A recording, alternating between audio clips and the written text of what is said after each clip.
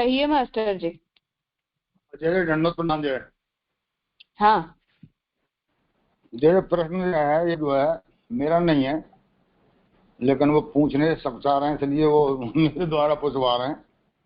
हाँ हाँ हालांकि वो मेरे लिए तो खैर प्रश्न ही नहीं है, वो तो मैं इसका उत्तर जो मैं भी दूंगा, आप उसमें जो है मेरी गलतियां भी बताना आप थोड़ा सा। हाँ हाँ उसमें कहिए। मतलब पूछने वालों ने ये पूछा है कि ठाकुर जी को अपन झांपी करके कहीं पधरा के ले जाते हैं, तो उसमें जो है ठाकुर जी को अपन बंटा जी और अ, झारी जी पधरा के ले आते हैं, तो झारी जी में जो अपन मिश्री रख के ले आ रहे हैं, यानी मिश्री भर के ले आते हैं अपन।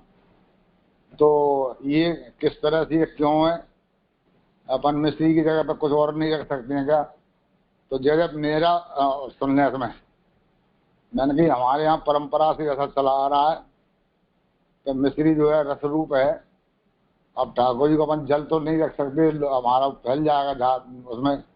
अब चूंकि आज के समय में झाड़ी ऐसी आने लगी हैं कि उसमें पेट वाली है, ढक्कन पेट वाला कस के बंद हो जाती है, तो अब जल भी ले आते हैं। मैंने कहा अब तो जो हम मिश्री की जगह हम तो जल ले जाने लगे, और पर मिश्री लगाने में मैंने परंपरा ही चला आ रहा है, मेरे ख्याल से वो सही है। तो आप श्री ने मतलब उन्होंने पूछवाया है कि आप जो है बेटी साहब से पूछ लें, थोड़ा सा और मैं हमें क्लियर हो जाएगा। तो मैंने कहा मैं पूछ लूंगा भैया, इसलिए ये आप तो समझ गए आप मेरा।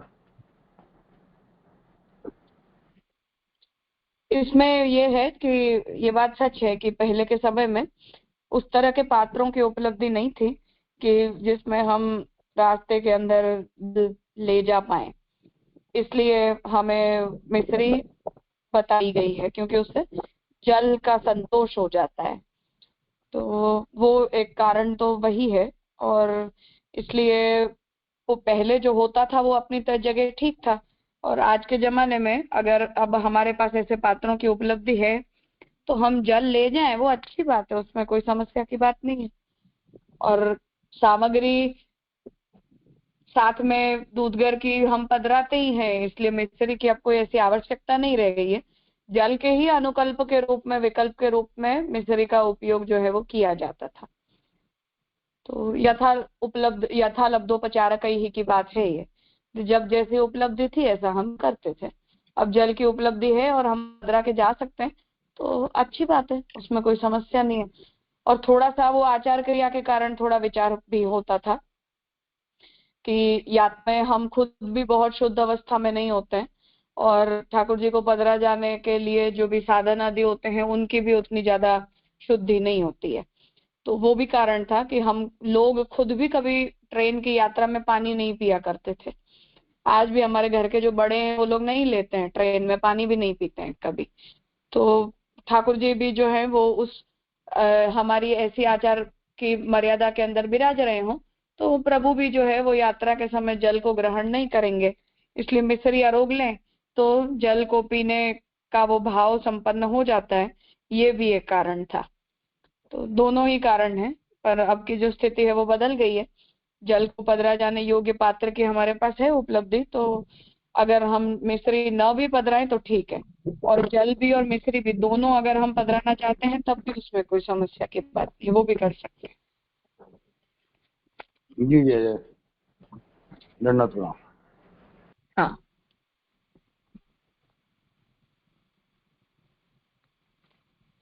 और बाकी गोपीनाथ जी ने भी ये आज्ञा दी है कि जो हम बंटा पधराते हैं उस बंटे में अगर रोज ही कोई मीठी मिष्टान की सामग्री पधराने की हमारी अनुकूलता न हो, या ऐसी हमारे अंदर ऐसा उत्साह न हो, तो ठंड के दिनों में मिश्री और ठंड के दिनों में गुड़ और सामान्य दिनों में मिश्री, इस तरह से बंटा में भी हम नित्य में भी ठाकुर जी को ऐसा पधरा सकते हैं।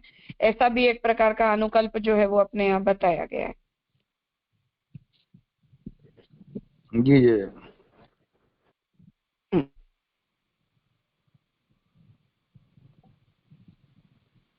ठीक है। तो पिछली बार हमने बहिर्मुखत्व निवृत्ति इस ग्रंथ का अध्ययन किया था। अब भगवत प्रकृति वर्णनम, ये आगे जो है वो बता रहे हैं। श्री हरिराय जी का आगे का ग्रंथ है कि प्रभु का जो स्वरूप है उसमें बाल्यावस्था, कुमारावस्था, युवावस्था, प्रौढ़ावस्था, इस तरह से जो वर्णन भागवत जी में लीला क्रम के अंदर आता है, उस विषय में यहाँ निर्णय ग्रंथ श्री हरिराय जी अब बता रहे हैं कि श्री यशोदोत्संग लालितः कुमार वयाः श्री कृष्ण एतादृशो रसरूप इति ज्ञात्वा सेवा कर्तव्या। सेवा तु स्वामिनो यत् समय यदपेक्षन्ते तदेव समर्पणीयम्। यथेच्छा तथा क्रियते तदा सिद्धिः भवेत्।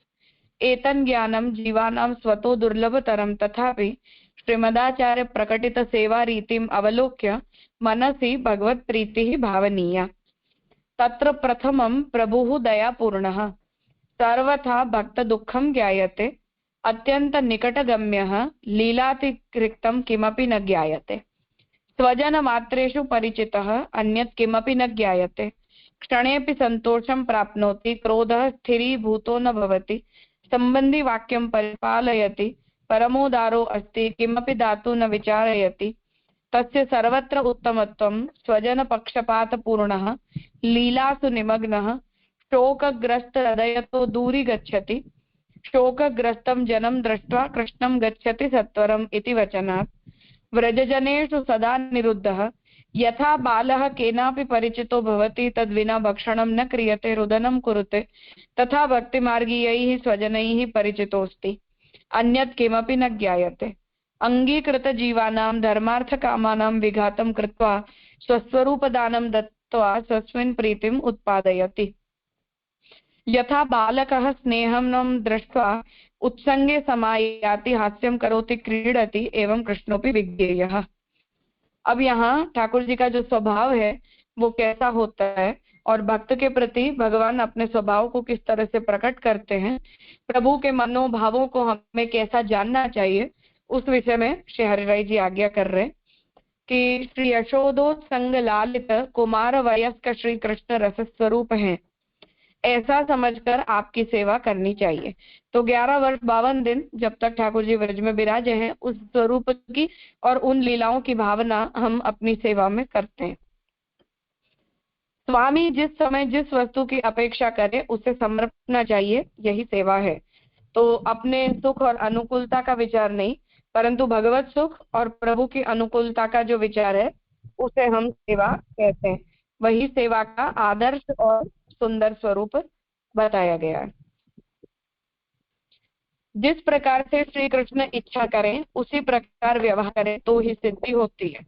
मतलब कि हम प्रभु की इच्छा अनुसार व्यवहार करें, उसी से भगवान को प्रसन्नता होती है, और प्रभु की संतुष्टि और प्रभु की प्रसन्नता यही सेवक के लिए परम सिद्धि है। यह ज्ञान जीव को स्वतः होना अतीव दुर्लभ है, तथापि श्रीमदाचार्य प्रकटित सेवा रीति का अवलोकन करके मन में भगवत प्रकृति की भावना करनी चाहिए। तो अब प्रभु को कब क्या चाहिए, प्रभु को क्या अच्छा लगता है, क्या अच्छा नहीं लगता है, इन सब का ज्ञान हमें तो कभी अपनी तरफ से और अपने प्रकार से तो हो नहीं पाता है। तो इसका जो ज्ञान है वो हमें भगवान की इच्छा अनिच्छा के विषय में महाप्रभु जी ने जो निर्णय दिया है या महाप्रभु जी ने जो सिद्धांत बताया है, वहीं से हमें प्रभु की इच्छा अनिच्छा आदि का ज्ञान होता है।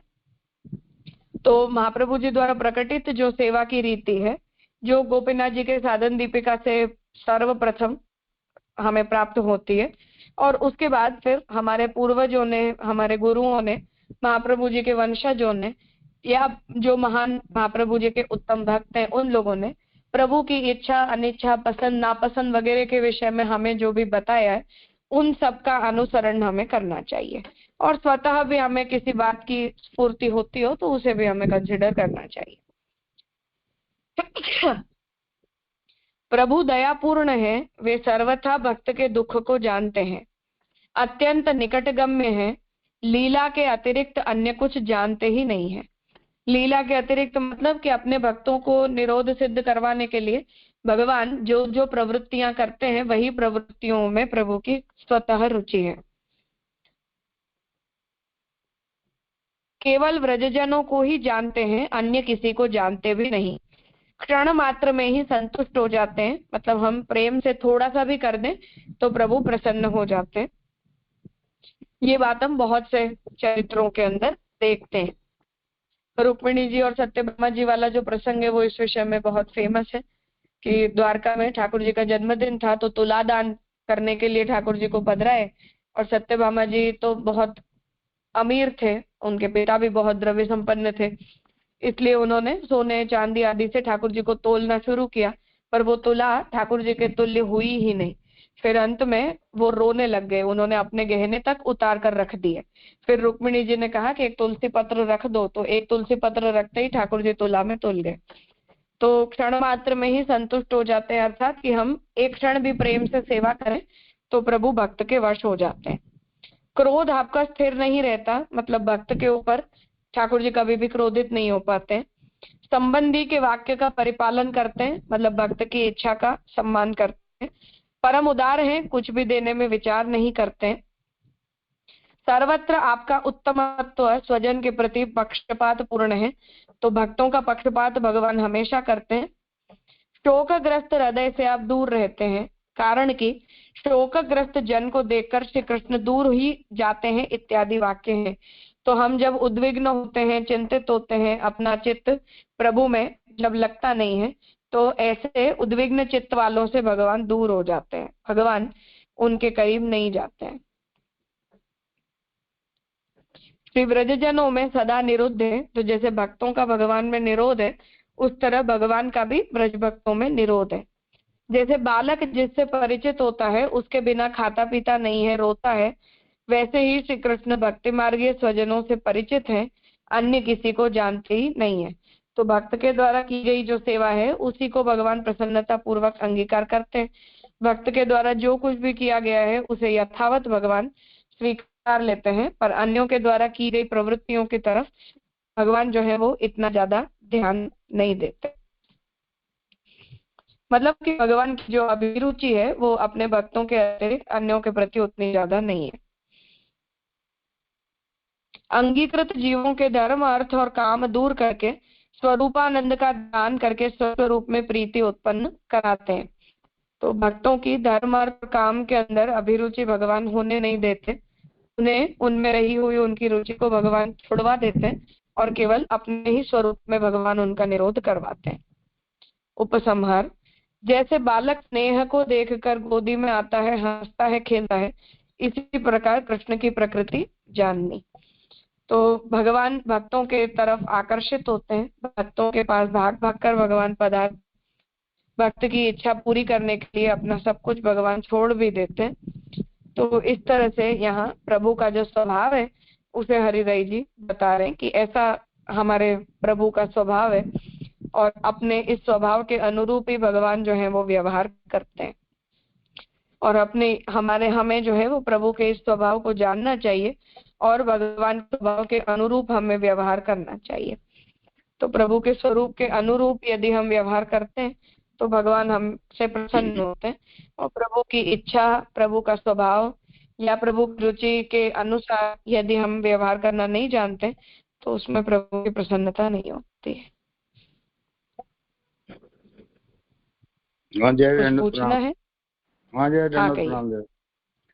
जय जो जहाँ से विषय शुरू होता है ऊपर की 3 लाइनें जरा जिसमें देखते हैं, प्रभु दयापूर्ण हैं, वे सर्वथा भक्त के दुख को जानते हैं, अत्यंत निकट गम्य हैं, लीला के अतिरिक्त अन्य कुछ जानते ही नहीं है, केवल ब्रजजनों को ही जानते हैं। जय जहाँ पर केवल शब्द ब्रजजनों को ही जानते हैं, अन्य किसी को जानते ही नहीं। यहाँ पर ब्रजजनों की जगह जय अगर भक्त शब्द हो तो जय ब्रजजनों को शब्द का उपयोग क्यों किया गया? जय थोड़ा शंका जी है। व्रजजन शब्द का उपयोग इसलिए किया है क्योंकि वो भगवान से निकटतम है, तो अपने स्वरूप को उनके प्रति ठाकुर जी जितना प्रकट करते हैं उतना दूसरों के प्रति अपने स्वरूप को या अपने स्वभाव को भगवान प्रकट नहीं करते हैं, इसलिए। जी है।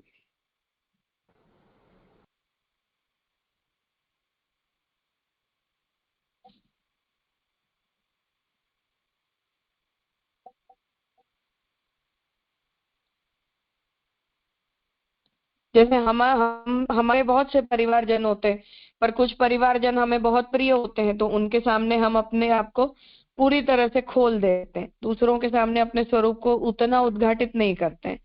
तो मर्यादा भक्त भी होते हैं, पुष्टि भक्त भी होते हैं, और उनमें शुद्ध पुष्टि भी होते हैं। तो ब्रज भक्त जो है वो प्रभु को सबसे ज्यादा प्रिय है, इसलिए अपने स्वरूप को और गुणों को उनके सामने भगवान जैसा प्रकट करते हैं, ऐसा दूसरों के सामने नहीं करते, इसलिए वो स्पेसिफिकली उस शब्द का प्रयोग किया गया। जी जी।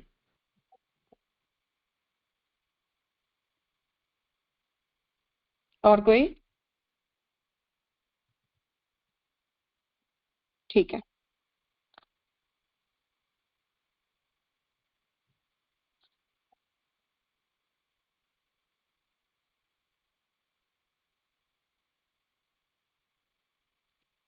आगे का ग्रंथ है कथा श्रवण बाधक निर्णय। अब यहाँ हम जब ठाकुर जी के गुणों का श्रवण करते हो, मतलब कथा भक्ति श्रवण भक्ति की करते हो, उस समय श्रवण के माध्यम से, कीर्तन स्मरण के माध्यम से भगवान का हमारे अंदर प्रवेश होता है। उसके अंदर उत्पन्न होने वाली बाधाओं का निरूपण यहाँ श्री हरिराय जी इस ग्रंथ में करने जा रहे हैं। जीवे ही त्रिविधा शक्ति ही अविद्यायास्तु वर्तते, कार्यत्रयाय सततम निद्रा चिंतेन्द्र जालता। अविद्या के 3 कार्य सिद्ध करने के लिए निद्रा, चिंता एवं इंद्र जालता, ऐसे 3 प्रकार की अविद्या की शक्ति जीव के पास सर्वदा रहती है। तो अविद्या को जो अध्यासग्रस्त हमें बनाना है, उस अध्यास के प्रभाव को उत्पन्न करने के लिए इन तीनों का प्रयोग किया जाता है, निद्रा, चिंता और इंद्रजालता। सकलेन्द्रिय वृत्तीनां निद्रा चेतसि यो लयः, तत्र चित्तेनं सृज्यन्ते पदार्थाः स्वाप्निकाः परे। चित्त में सभी इंद्रियों के लय हो जाने का नाम ही निद्रा है। इस निद्रा में अन्य स्वप्न संबंधी पदार्थ चित्त से ही उत्पन्न होते हैं। तो यहाँ ये बात कह रहे हैं कि चित्त में हमारी जितनी भी इंद्रियां हैं, उन सभी इंद्रियों का जब लय हो जाता है तो उस लय को ही हम निद्रा कहते हैं। इस निद्रा में स्वप्न संबंधी जितने भी पदार्थ हैं वो हमारे चित्त से ही उत्पन्न होते हैं। तो हमारी जितनी भी इंद्रियां हैं, ये उपनिषद के अंदर स्वप्न, जागृत, सुषुप्ति, तंद्रा, ये 4 प्रकार की जीवात्मा की अवस्थाएं बताई गई हैं। उन्हीं को यहाँ इस प्रकार से श्री हरिराय जी समझा रहे हैं कि चित्त में हमारी सब इंद्रियां लीन हो जाती है, मतलब हमारी कर्मेंद्रियां और ज्ञानेंद्रियां जब चित्त के अंदर लीन होकर अपने कार्यों को भूल जाती है या अपने कार्यों के प्रति सजाग नहीं रह जाती है, तब उसे हम निद्रा कहते हैं। इस निद्रा में फिर हमारा चित्त, क्योंकि बाह्य पदार्थों की उपलब्धि इंद्रियों के द्वारा हो नहीं पाती है, इसलिए जो चित्त है वो आंतरिक रूप से स्वप्न के रूप में हमें वो पदार्थों को दिखाता है। बाह्य वृत्ति निरोधात्मा स एव स्वाप उच्यते, मनसोपि लयः प्राज्ञे सुषुप्ति ही इति चोच्यते। इस प्रकार बाहर की वृत्तियां जिसमें रुक गई हैं, ऐसे उस लय को स्वाप कहा जाता है। प्राज्ञ व्यक्ति के मन के लय हो जाने को सुषुप्ति कहा जाता है। तो इस तरह जब हमारी बाहर की वृत्तियां, क्योंकि इंद्रियां सो गई हैं, इंद्रियां अभी क्रियाशील नहीं है, तब हमारी बाहर की जब वृत्तियां रुक जाती हैं, उस समय हमारी इंद्रियों का जो लय, कुछ समय के लिए जो लय चित्त में होता है, उसे हम स्वाप कहते हैं। ये सब उपनिषदों के अंदर यूज किए गए शब्द हैं, उन्हें एज इट इज यहाँ ले लिया गया है। प्राज्ञ व्यक्ति के मन के लय हो जाने को सुषुप्ति कहा जाता है। तो जो बुद्धिमान व्यक्ति होता है, उसका जब मन का लय हो जाता है चित्त में, तो तब हमारा चित्त जग रहा होता है, बाकी सारी हमारी वृत्तियां सो जाती हैं, तब हम उसे सुषुप्ति कहते हैं। आनंदानुभव तत्र प्रत्यभिज्ञान बोधितः। इस सुषुप्ति में आनंदानुभव है, क्योंकि उस स्थिति में जीवात्मा अपने मूल स्वरूप को पहचानता है और उसी के कारण उसमें आनंदानुभव जागृत होता है। तो जैसे जो समाधि की अवस्था में होते हैं, अपनी इंद्रियों की सभी वृत्तियों को वो छोड़ देते हैं, बाह्य सभी वृत्तियों को जब वो अपने अंदर से रोक देते हैं, तो उसके रुक जाने के कारण हमारी जो उस आत्मा को थोड़ी सी फुर्सत मिलती है। मतलब कि अब उस आत्मा को बाह्य विषय तो कंटिन्यूअसली जो पूरा दिन हमें मिलते रहते हैं, वो सब बाह्य विषय तब हमें उसे मिलने बंद हो जाते हैं। तब हमारी जीवात्मा अपने मूल स्वरूप का थोड़ा थोड़ा देर के लिए अनुभव कर पाती है। ये अवस्था हम जब निद्रा में होते हैं सबके लिए भी होती है, और जो समाधि की अवस्था में जो लोग होते हैं उनके लिए भी यही प्रक्रिया बताई जाती है कि वो लोग अपनी बाह्य इंद्रियों का चित्त के अंदर लय कर देते हैं, इसलिए बाह्य वृत्तियां सब रुक जाती हैं। फिर मन का भी चित्त के अंदर लय कर देते हैं, इसलिए आंतरिक रूप से भी स्वप्न आदि के रूप में भी विषयों का चिंतन होना बंद हो जाता है। और फिर उस अवस्था में जो शांत अवस्था होती है, जब हमारे पास कुछ भी एक्स्ट्रा नहीं है, उस समय हमारी जो जीवात्मा है, तब वो जीवात्मा अपने मूल स्वरूप के अंदर अपनी स्थिति करती है,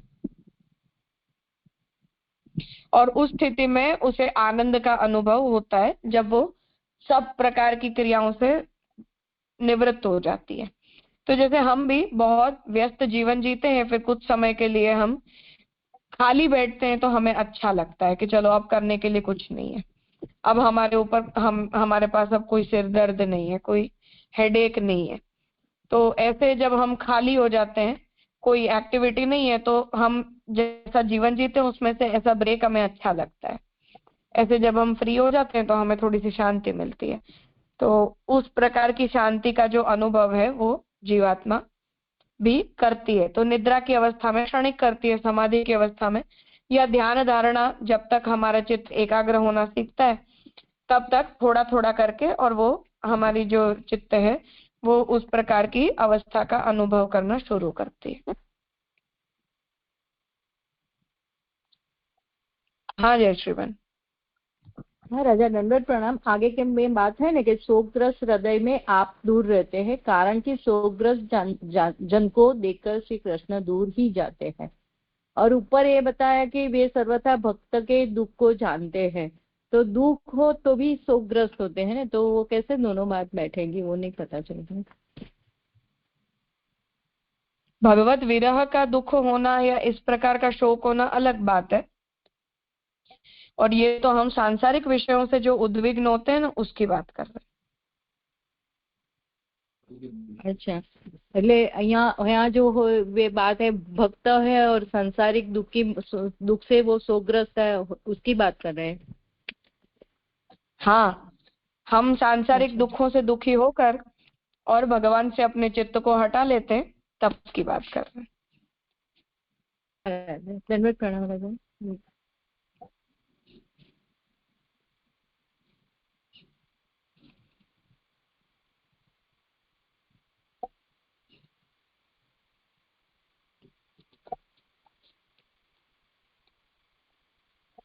हाँ स्वाति में।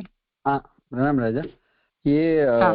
अब जो संगात रहित अवस्था की बात करी और फिर बताया कि आत्मा उसकी मूल रूप स्थिति में, अपन हरिराज जी तो ऐसे ही समझाएंगे ना अपने को कि भाई वो अब प्रभु का आनंद रूप जो स्थिति या आनंद अपन प्राप्त करते होंगे, यानी सांख्य वाला या फिर जो बाल बोध में बताया वो मूल रूप स्थिति की तो बात नहीं समझनी है ना। यहाँ खैर ये जनरली ये बात चल रही है। नहीं, क्योंकि विषय जो है टाइटल है भगवत प्रकृति स्वरूप, तो अब भगवान का जब स्वरूप हम समझ में आए या सांख्य वगैरह में या तो दूसरी प्रक्रिया में, तो फिर वहाँ ध्यान है या त्याग है वगैरह है, तो इसके लिए मैं हाँ पूछ वो रहा ठीक हूँ। है। यहाँ तो भक्त जो अनुभव विप्रयोग की अवस्था में आंतरंत परम फलम में करता है ना, उसकी यहाँ बात हो रही है। हाँ वही राजा क्लेरिफाई करना था, बराबर है। हाँ जी जी। मतलब ये अब डेवलप होकर वहां तक ये टॉपिक जाएगा। हाँ सही बात, जब देहाभिमान नहीं रहेगा इन शॉर्ट तब। हाँ बिल्कुल।